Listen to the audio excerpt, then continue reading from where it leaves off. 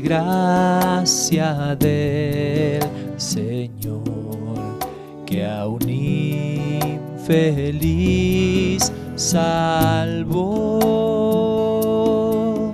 Fui ciego, mas hoy veo yo, perdido, y Él me halló.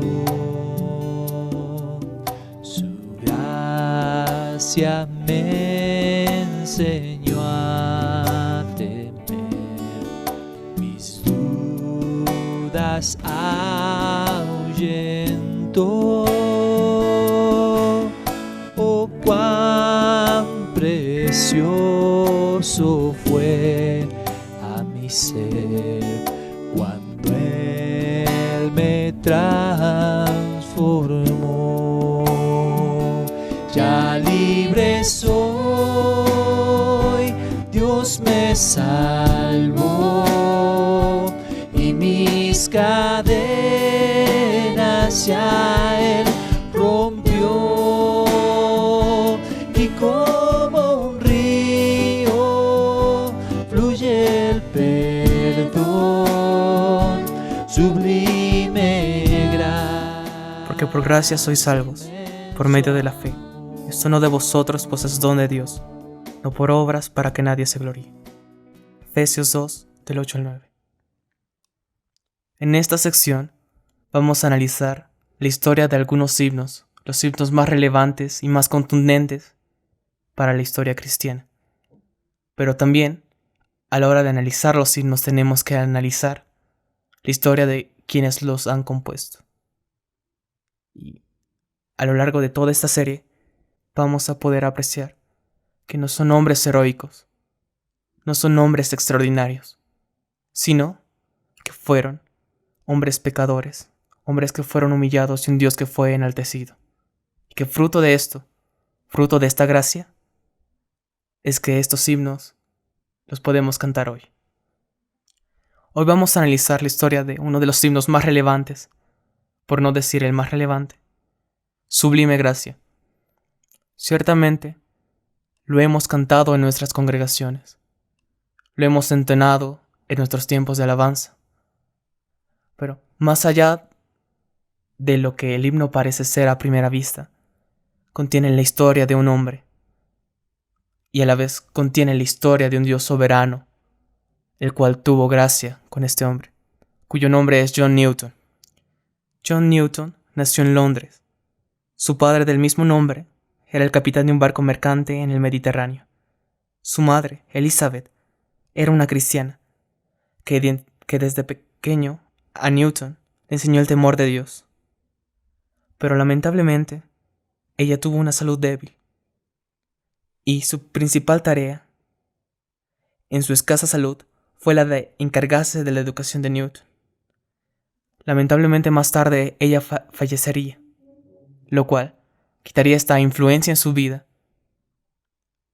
y a lo que lo llevaría en su adolescencia y a su juventud es una vida totalmente desordenada, una vida impulsiva y una vida sin control. Más tarde, este descontrol llegaría a un extremo, en que la armada inglesa tuvo que rechazarlo de su flotilla por su mal comportamiento. Y nuevamente, tiempo más tarde, sería llevado a la misma flotilla de donde había desertado, donde fue desnudo y azotado en público, finalmente degradado, puesto en aislamiento. En esta flotilla viajaba rumbo a la ciudad portuaria de Plymouth, en Inglaterra. Luego de que Newton rogara al capitán, fue enviado otro barco llamado Harwich, esta embarcación que se dirigía a África, y que resultó que el comandante de la embarcación era conocido de su padre, y debido a su conducta libertina, se ganó la enemistad del capitán. Y luego de la muerte de este, su sucesor demostró que John Newton tampoco era de su agrado. Newton decidió abandonar el barco y quedó en África, con poco más que la ropa que llevaba puesta y rogando por un poco de alimento. Es justo en esta situación que Newton se convierte en un esclavo. Allí vivió con un traficante de esclavos, quien lo dio a su esposa como un sirviente. Durante mucho tiempo, él vivió como un esclavo, hasta tal punto de tener como almohada un pedazo de madera, y diariamente mendigando un poco de pan. Al regreso de su amo, este decidió llevar a John consigo, y por un tiempo, este tuvo un trato decente. Pero luego, por su mal comportamiento, ocasionó desconfianza, y cuando el barco llegaba a tierra lo alejaba amarrado en la cubierta con un plato de arroz para el día. En mayo de 1748, mientras se dirigían a Inglaterra, una fuerte tormenta azotó al barco en que viajaban. Varios de sus compañeros fueron arrastrados por el mar, y él mismo pensó que moriría. El barco se inundó en su mayoría, pero gracias al cargamento de madera y cera de abejas que se pudo mantener a flote. En un momento, en medio de la tormenta, dijo: si esto no nos mata, es porque el Señor nos tiene misericordia. Sin embargo, aquel cristianismo que sentía solo era de nombramiento. En los días siguientes, él, al verse sumido en esa reflexión, recordó aquellas creencias religiosas que fueron inculcadas cuando Newton era pequeño. Al ver esto y al verse exhortado frente a la palabra, él se dio cuenta de su pecado, se dio cuenta de la vida pecaminosa que había llevado hasta ese momento.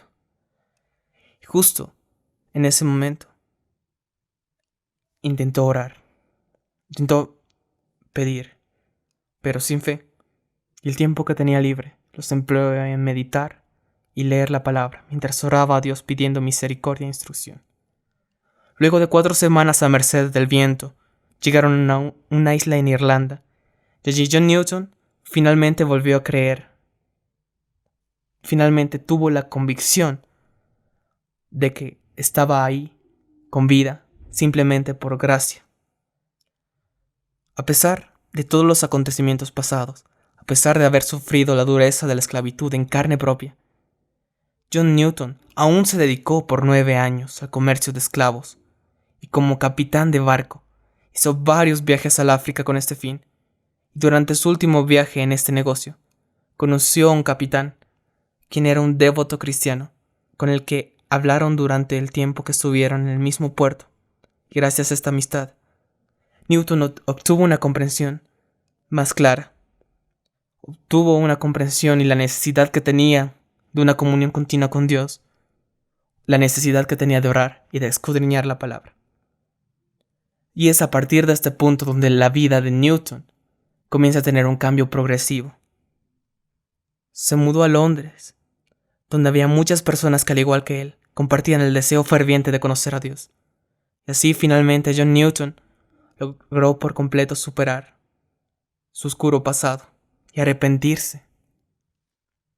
A los 29 años de edad, comenzó realmente a vivir libre del miedo al infierno, libre de la culpa, pues este ya se había arrepentido, y pudo vivir otros 53 años de servicio al Señor.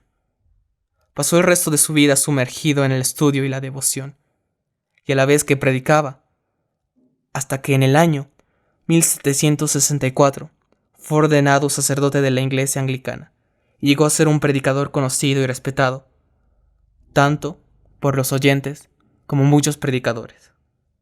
Más adelante, publicó una serie de poemas escritos por él y por el gran poeta de la época, William Cowper, bajo el título de Olney Hymns. Entre estos, apareció por primera vez el poema Amazing Grace, como lo conocemos nosotros, Sublime Gracia. Y para componer este himno, tuvo que basarse en Primera de Crónicas 17, del 16 al 17. Sublime Gracia llegó a ser el himno de Newton más representativo, pues este era el testimonio del cambio que había tenido alrededor de toda su vida. Sublime Gracia, más allá de ser uno de los himnos más representativos del cristianismo, más allá de la historia de Newton, muestra la historia de un Dios misericordioso.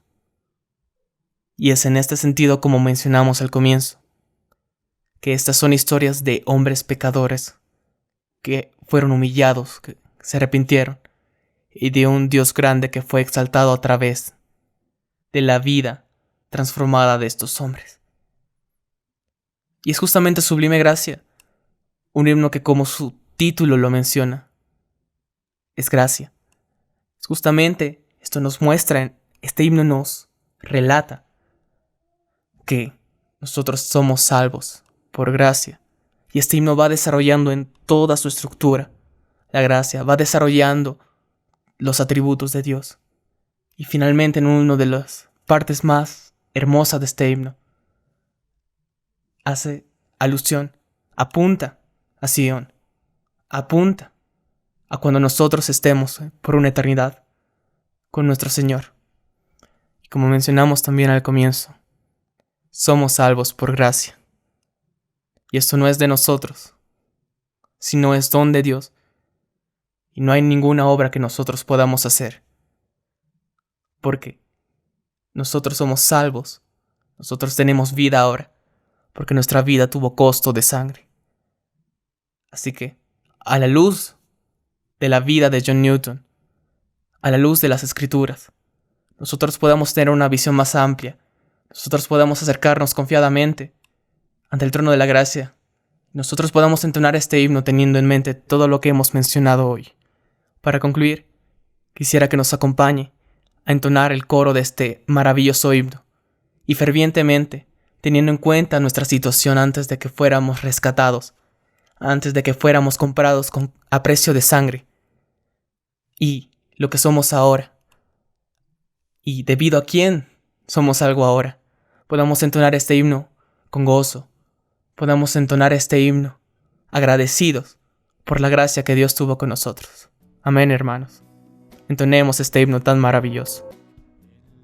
Los peligros o aflicción que yo he tenido aquí, su gracia siempre me libró y me guiará feliz.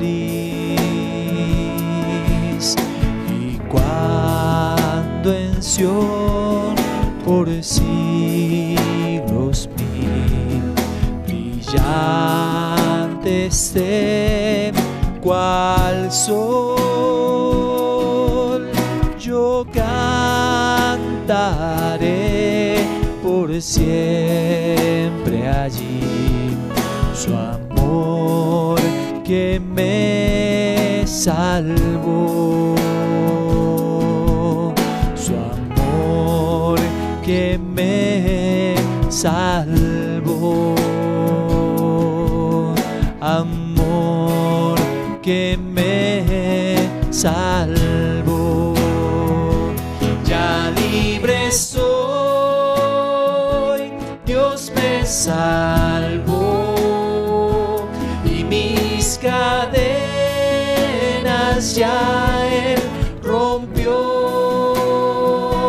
y como un río fluye el perdón, sublime gracia, inmenso amor.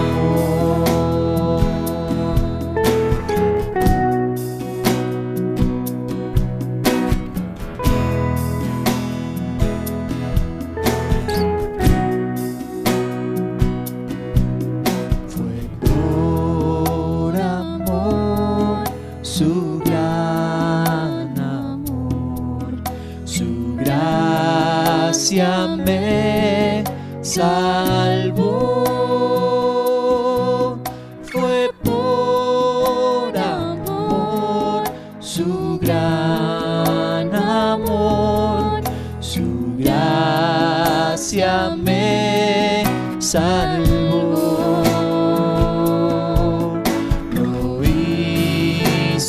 Por amor, ya libre soy, Dios me salvó y mis cadenas ya Él rompió, y como un río fluye